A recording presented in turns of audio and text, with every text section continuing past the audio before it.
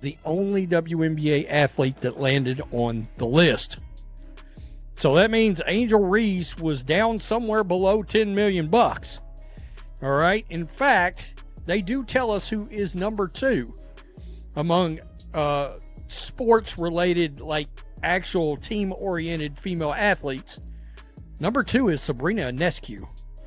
But as you can imagine, Caitlin Clark was first. All right, so get this. Only one WNBA player actually managed to make the cut.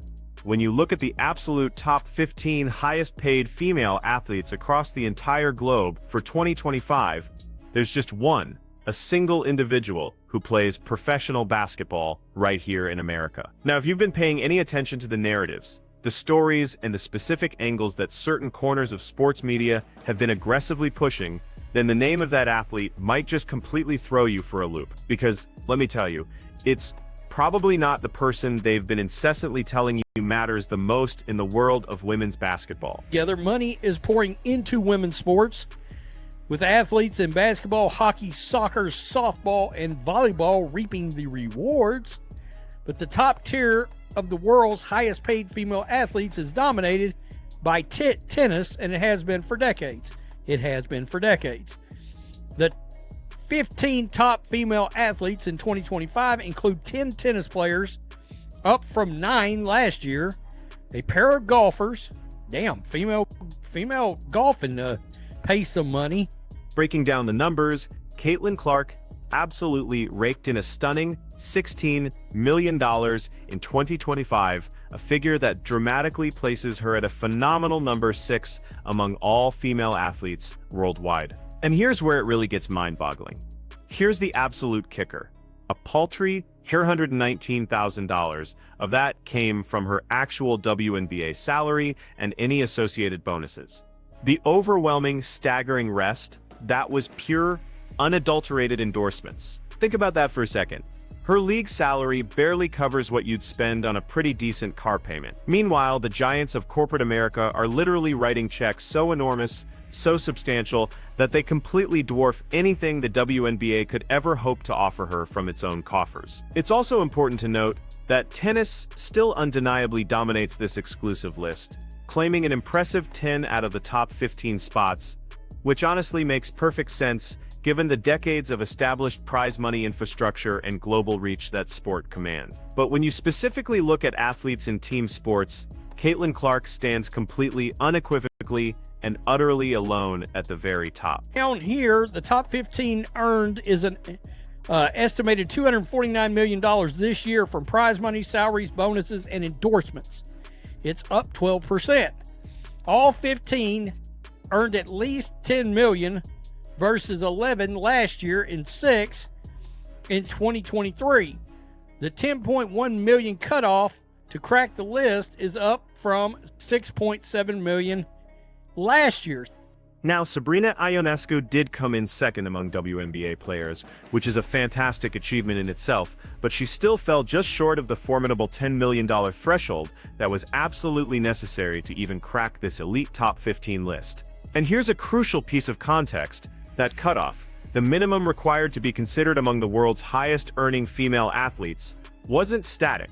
It actually jumped from $6.7 million in 2024 to an eye-watering $10.1 million this year. That's a nearly $4 million increase in the bare minimum just to qualify for a spot on this list, which, when you consider it, means some huge names simply didn't make the cut. Angel Reese, despite all the hype and attention, didn't make it. And get this, A'ja Wilson, the league's reigning MVP, the player with her very own signature shoe deal with Nike, the dominant, undeniable force in the paint who led her team to an actual championship. Even she couldn't reach $10 million in combined salary and endorsements. So let me ask you, really think about what that unequivocally reveals about the actual tangible market value versus the often inflated perceived importance that certain media outlets have been so aggressively pushing for months. Case for the skier, Aline Gu, and most of these is from endorsements. Some of the tennis, Coco had $8 million, Sabalenka $15 million, Simone Biles, 11 million, almost all from endorsements. The financial chasm, the literal canyon-sized gap between what Caitlin Clark earns and what the next highest WNBA player brings in, is nothing short of massive. We're not just talking about a slight edge or a marginal difference in marketability here, we're talking about a staggering difference of at least $6 million and potentially even more, depending on the exact figures where Ionescu ultimately landed. This isn't just a marketing advantage, it's an absolutely monumental canyon-sized disparity in how major corporations fundamentally view an athlete's inherent ability to move products, to drive sales, and to genuinely connect with and influence a broad spectrum of consumers. And here's what makes this even more astonishing. This monumental achievement unfolded in her very first year, her rookie season, while playing on a team that hadn't even sniffed the playoffs in years. Furthermore, she's not even in a traditionally massive media market like New York or Los Angeles. Instead, she's in Indianapolis, a mid-sized Midwest city that solely because of one player suddenly transformed into a must-see television event, literally changing the sports landscape overnight. Golf's most lucrative endorsement deal is New Balance. Man, New Balance got all kinds of athletes on their commercials now. I'm like, wow, it ain't your dad's walking shoe no more, I don't guess. Baker Tilly, Bose, Head, Rolex, Mercedes-Benz, Chase Bank for golf. Let me just come down here. Clark missed 70% of the Indiana Fever's games during the WNBA season as she struggled with injuries, but it was another record year off the... So, let's really break down precisely who is investing in her, who is actually cutting these enormous checks. Back in August, Nike, the undisputed sportswear giant, made a monumental announcement, officially declaring Clark a signature athlete.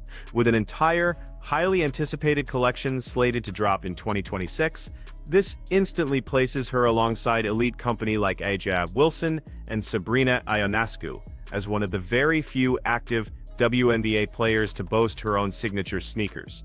But here's the thing, the Nike deal, as massive as it is truly just the foundational layer of her incredible portfolio. Gatorade, a powerhouse in sports hydration, features her prominently in national advertising campaigns that reach millions. State Farm, a ubiquitous insurance giant, has literally built entire commercial series around her charismatic persona. Wilson Sporting Goods, a legendary name in sports equipment, created special edition Caitlin Clark basketballs. And get this, they sold out immediately, every single time they dropped, without fail.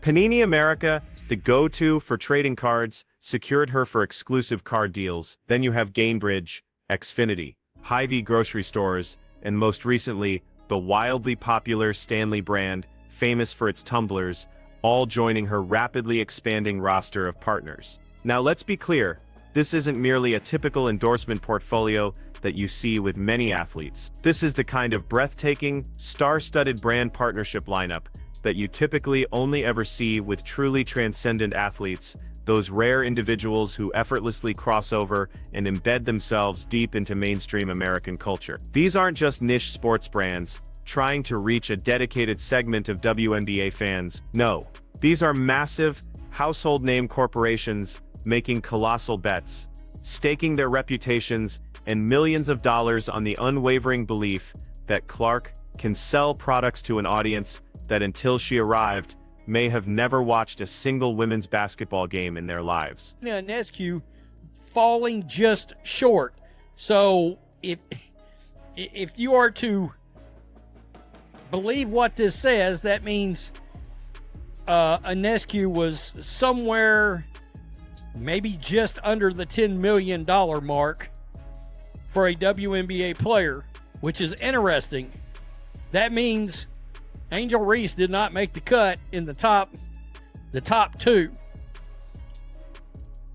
at all. So that's interesting. And the timing here, my friends, truly matters. This particular list captures earnings specifically for 2025, which is a critical detail because it precisely reflects the first full year of Caitlin Clark's professional contracts. Her legendary college career, at Iowa concluded with that unforgettable NCAA championship loss to South Carolina in April of 20. She was then immediately drafted by the Indiana Fever right after that. And within an astonishingly short span of just 12 months, her off-court income skyrocketed, vaulting from an already impressive $11 million to an incredible. That isn't just a slight bump. That's a massive $5 million jump, fueled by a combination of her existing deals ramping up to their full, significant value, and a whole host of brand new, lucrative partnerships coming online and starting to generate income. And here's where it gets even more exciting for the future. The highly anticipated Nike signature shoe hasn't even officially launched yet. When that collection finally drops in 2026, we are almost certainly looking at another, truly significant, perhaps even monumental increase in her total annual earnings. This trajectory, folks, isn't just maintaining its pace, it's accelerating at a rate that is truly remarkable to witness. Announced the Clark as the latest signature athlete with a new signature logo, collection of sportswear and apparel, and a signature sneaker to debut in 2026. She joined fellow Nike athletes Asia Wilson and Ionescu as active WNBA players with signature sneakers. Clark's other sponsors include Gatorade, State Farm, Wilson, Peony America, that's trading cards, Hy-Vee, Xfinity, Cambridge, and Lilly. Now let's take a moment to compare this incredible situation to the tennis players who consistently dominate the very top of this earnings list. You have someone like Coco Gauff, for instance, leading everyone at a staggering $31 million, with $8 million coming directly from prize money earned on the court and a colossal $23 million from endorsements alone. Then there's Aryna Sabalenka at number 2, who earned a jaw-dropping $30 million total, with half of that, a full $15 million, coming from her prize money winnings. These are elite athletes who compete in a sport with an incredibly established global infrastructure, massive network television deals that rake in billions, and generational wealth that has been flowing through the system for decades. In stark contrast, Clark is building comparable, even transcendent, endorsement value within a league, the WNBA, that frankly struggles to fill arenas outside of her own games. This is a league where the average salary for a player hovers around a mere one. It's a league that just negotiated a new media rights deal that, let's be honest, some players publicly criticized as being grossly inadequate. Yet, despite all these inherent limitations and the economic realities of her league, she is absolutely transcending them through pure, unadulterated individual marketability. So the burning question becomes, what does this actually mean for the WNBA as a whole? And more importantly, for the narratives, the carefully constructed stories we've all been fed about who genuinely matters most in the world of women's basketball. Because here's the undeniable truth: the money doesn't lie. Corporate America, the ultimate arbiter, votes with its dollars, and they have made their choice overwhelmingly, definitively, and undeniably clear. First, we absolutely have to address the elephant in the room. For months now, certain media personalities and social media accounts have been relentlessly pushing this narrative that Angel Reese is somehow just as important to the WNBA's growth and surging interest as Caitlin Clark. They claim that the rivalry between them is the primary engine driving all this newfound attention, that Reese's distinct personality and her powerful connection to specific demographics make her equally valuable from a pure business perspective. Well, this list, these cold hard numbers, completely obliterate that argument. It's not even close. We're talking about a colossal difference of at least $6 million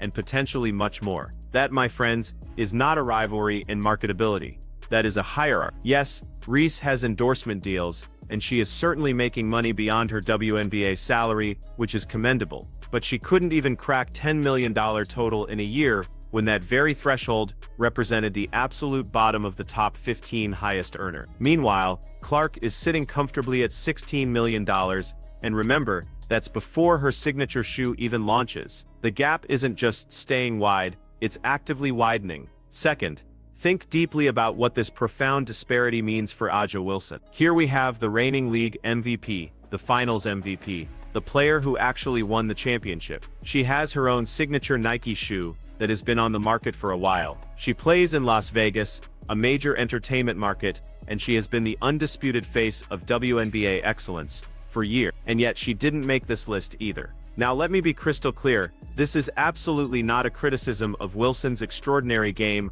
or her undeniable importance to the sport of baseball. She is legitimately one of the greatest players in WNBA history. But what this situation unequivocally reveals is something crucial about the fundamental difference between being the best player on the court and being the most marketable athlete off it. Wilson is, by most objective basketball metrics, the better player right now. Clark, however, is the more valuable commercial property by a margin that is almost impossibly hard to comprehend. These are two distinctly different things, and the market, with its checkbooks, has spoken definitively about which one corporations care about more when it comes to driving consumer engagement and sales. Third, let's consider the fascinating case of Sabrina. She plays in New York, which is unequivocally the largest media market in the entire country. She was a key part of the Liberty Championship run from 2 seasons ago. She's appeared in high-profile events like that unforgettable three-point contest against Steph Curry. She has major brand partner. And still,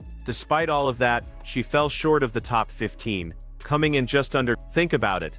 A New York media market presence, undeniable championship pedigree, incredibly creative and viral marketing moments, and it simply wasn't enough to match the sheer commercial force that Clark is generating from Indianapolis. That fact alone tells you something truly profound about the unique and almost unprecedented nature of Clark's appeal. It's not simply about market size, or team success, or even clever brand activation. There is something profoundly specific about her personality, her game, her entire aura, that resonates with mainstream American consumers in a way that truly transcends traditional sports marketing logic and historical pattern. Now let's talk about what happens next, because this is just year one and Clark is only 23 years old. She is undoubtedly going to get even better as a player, which will only further enhance her already immense marketability. The highly anticipated signature Nike shoe launches in 2026, and that typically comes with significant guaranteed money and substantial royalty potential,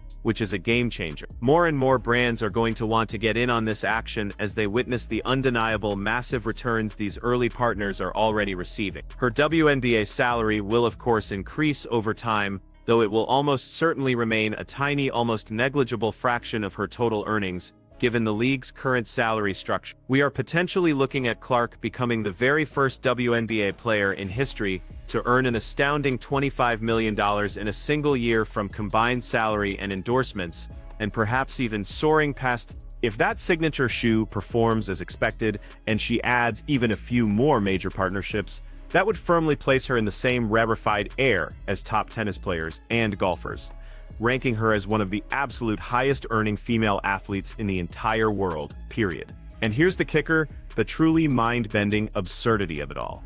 Every single bit of this is happening while she plays in a league that pays her a mere $109. Just let that sink in for a moment. The colossal gap between what the WNBA can realistically afford to pay her and what she's actually worth to corporate America is so massive, so unprecedented, that it almost completely breaks the traditional model how professional sports typically work. Usually, your league salary forms the solid foundation, and endorsements are the bonus, the gravy. For Clark, the league salary is quite literally a rounding error in her financial statements, and the endorsements are everything. This creates an incredibly interesting dynamic going forward. Does Clark truly have any significant financial incentive to care deeply about the minute business decisions of the WNBA? The league could conceivably double her salary tomorrow, and it wouldn't materially change her life, her lifestyle, or her financial security in any meaningful way. The new media rights deal that some players are justifiably upset about, Clark is going to be absolutely fine regardless, because her real money comes from Nike, and Gatorade, and State Farm, not from marginal league revenue sharing. She is economically independent from the WNBA's day-to-day success or failure in a way no other player has ever been. And ironically, that unique position could actually be incredibly healthy for the league's overall growth. Clark doesn't need to be diplomatic about business decisions she disagrees with, because her income, her livelihood, is not threatened by speaking out. She possesses a level of leverage and financial security that other players simply don't have. If she wanted to push for significant fundamental changes to how the league operates, she could do it from an unprecedented position of financial strength and security in WNBA history. But it also means that the league undeniably needs her far more than she needs the league. And that, my friends, is a deeply weird and powerful dynamic for a rookie player to have with an established professional sports organization. The WNBA benefits enormously from Clarke's star power, driving unprecedented ratings and attendance figures, but Clarke's personal brand value exists somewhat independently of whether the WNBA succeeds or fails as a business enterprise. She could realistically retire tomorrow and still make millions annually from her existing, long-term endorsement deals. One more critical thing worth noting in this entire conversation is the conspicuous absence of international players from this earnings list. The WNBA is truly blessed with incredibly talented players from all corners of the world, but none of them are cracking these top earnings lists. That's partially because international players often have less direct access to the lucrative American corporate sponsorships that drive these numbers. But it's also because many of the truly elite international players can make comparable, or even better, money playing overseas without having to deal with the WNBA's notoriously restrictive salary limits and demanding travel schedule. Clarke's earning power, however, is specifically, uniquely American. These are major American brands, paying her substantial sums explicitly to reach vast numbers of American consumers. That is the single most critical market that matters for the long-term growth and success of the WNBA, and it is precisely in this market where Clarke has proven, beyond any shadow of a doubt, that she can move the needle and command attention like no other player in the league's entire history. So, where does all of this leave us? It leaves us with a very clear, unambiguous answer to a question that some people have desperately tried to make complicated or ambiguous. Who is the single most valuable player in the WNBA from a pure, unadulterated business perspective? It is Caitlin Clarke, and honestly, it's not even particularly close. The gap between her and literally everyone else in the league is not just measured in dollars, it's measured in millions of dollars and an undeniable, pervasive mainstream cultural impact. You can passionately argue about who is the best player on the court. You can hotly debate who deserves more recognition for their incredible on-court achievements and accolades. But what you absolutely cannot argue about, what is beyond dispute, is who corporations believe can effectively sell products, drive consumer engagement, and generate massive revenue. They, the corporations, have voted with their checkbooks, and the results, my friends, are definitive, crystal clear, and utterly undeniable. $16 million for Clarke. Less than $10 million for literally every other player in the entire league. That is not media bias. That is not narrative manipulation. That is just pure, unassailable math. And the math unequivocally says that just 1 year into her professional career, Caitlin Clarke has already separated herself from every other WNBA player in terms of marketability and earning power, by a margin that would have seemed completely impossible, almost fantastical, just 2 short years ago. The question now isn't whether she's the most valuable player. The question is simply how much bigger that already enormous gap is going to get in the years to come. So, let me know what you think. Does this definitive list finally settle the intense debate about who is truly driving the WNBA's incredible growth? Or do you believe there's something this list doesn't quite capture about other players' invaluable contribution? Drop all your thoughts and insights in the comments section below. Make sure to hit that subscribe button, and let's keep this incredibly important conversation going strong.